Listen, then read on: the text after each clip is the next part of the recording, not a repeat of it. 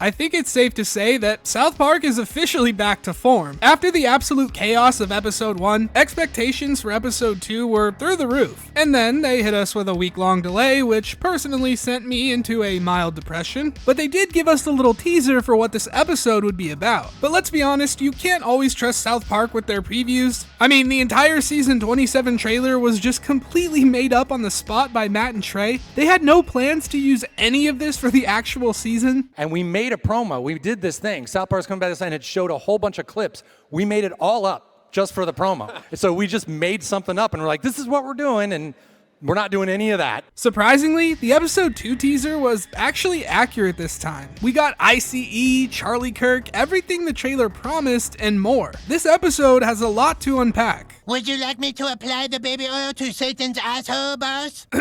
So yeah, I'll be breaking down this episode, pointing out a few things you might have missed, and blessing you with my completely unsolicited opinions. Enough yapping, here is episode 2 of season 27, Got a Nut.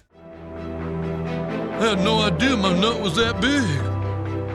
The episode begins with Kyle complaining to Stan that a podcaster is going too far, saying horrible things about Jews, and Wendy adds that this guy is also spreading misogyny and other hateful ideology. Of course, we all assume at this point they're talking about Cartman, who overhears them and gets really excited about this. Hey guys, who are you talking about? Clyde! Clyde? Apparently Clyde has a new career as a political grifter. I like this little curveball. It would have been so easy to just make Cartman the full focus of this storyline, but instead we get to see him suffer at the fact that everyone is giving Clyde attention over him. Mr. Mackey calls Clyde into the counselor's office to ask him why he feels the need to say all of this harmful stuff. Hey, I'm just trying to make my nut, man.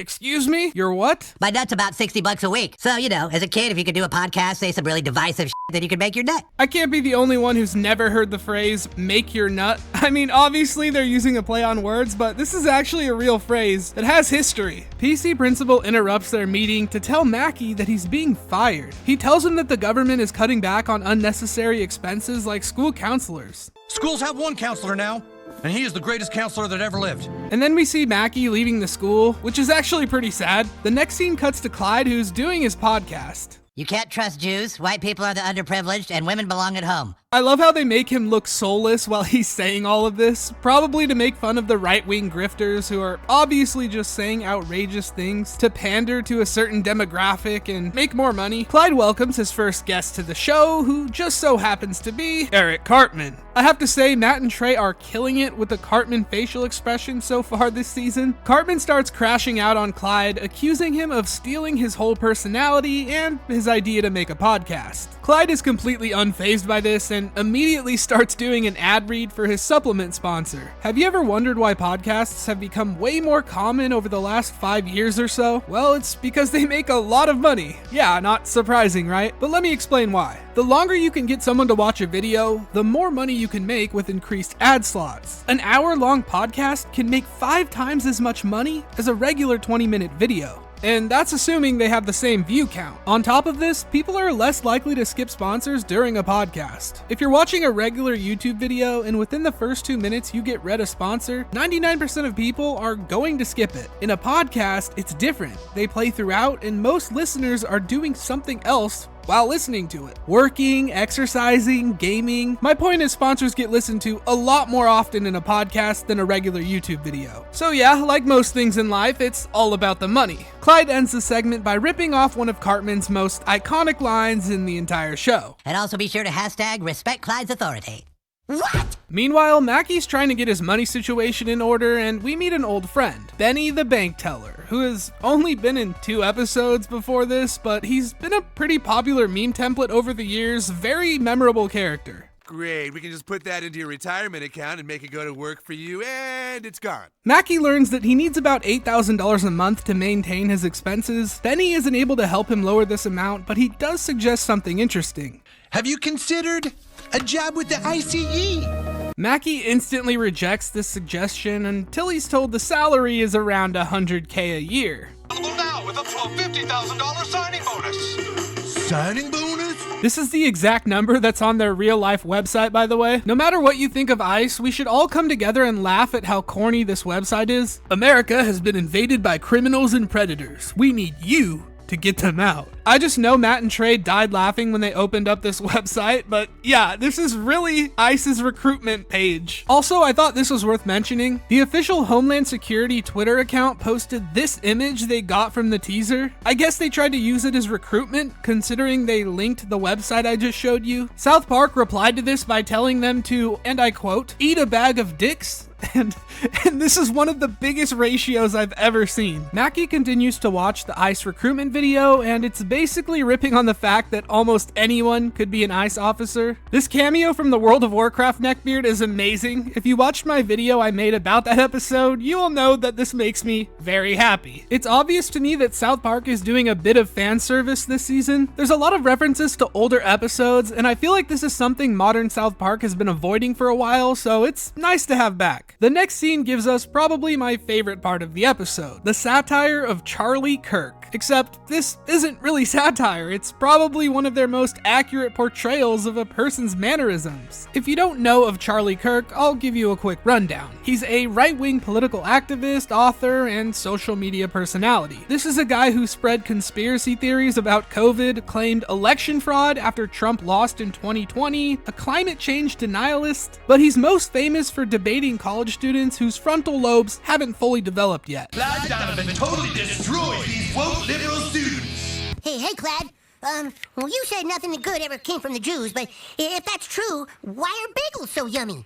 The way Butters is so proud of himself after asking that question. I mean, that is what some of the debates are like. Don't get me wrong, a lot of the liberals that he debates are completely brain dead, but they're also 10 plus years younger and probably get their political views from TikTok. I just think it's hilarious that he has people watching these videos that get all excited. Yeah, he just owned that first year political science major. He's doing God's work. Charlie would probably tell you that it doesn't matter how young and ignorant they are because they're registered voters, and his goal is to make them question their politics. My hot take is that he doesn't actually care about turning young people conservative. He just cares about farming content, money, and success. I see right through you, Charles. The next student to debate is Betsy. Did you call the girls' soccer team a Marxist indoctrination factory? That is correct. Something you might not know is this character is actually voiced by Trey Parker's daughter. She designed the character herself and has been in the show for 3 of the specials and 2 regular season episodes. She's also voiced Ike and 6 other girl characters in the show. Pretty cool. Girls have it way easy in America, and that's just the truth. Woke student totally pwned. As Clyde continues his racist rant, Cartman bursts in out of nowhere, attacks him, and reclaims what is rightfully his. Unlike Clyde, Cartman isn't motivated purely by money. He's driven by passion and craves the attention of being the worst human alive. That's the stupidest haircut I've ever seen. You just hate America and you love abortions. We get an update on Mr. Mackey, who appears to be waiting for his interview with ICE. What makes you want to work for immigration enforcement? You see, I got a nut. All right, you're hired. This is just peak satire. I mean, there's obviously background checks, drug tests. They have to undergo some level of training, which is suspiciously hard to find online as to what training that is exactly. But yeah, it's definitely scary people can have this much power in so little time. After being hired, Mr. Mackey has to watch an orientation video featuring the Director of Homeland Security, which is, of course, Kristi Noem. A few years ago, I had to put my puppy down by shooting it in the face.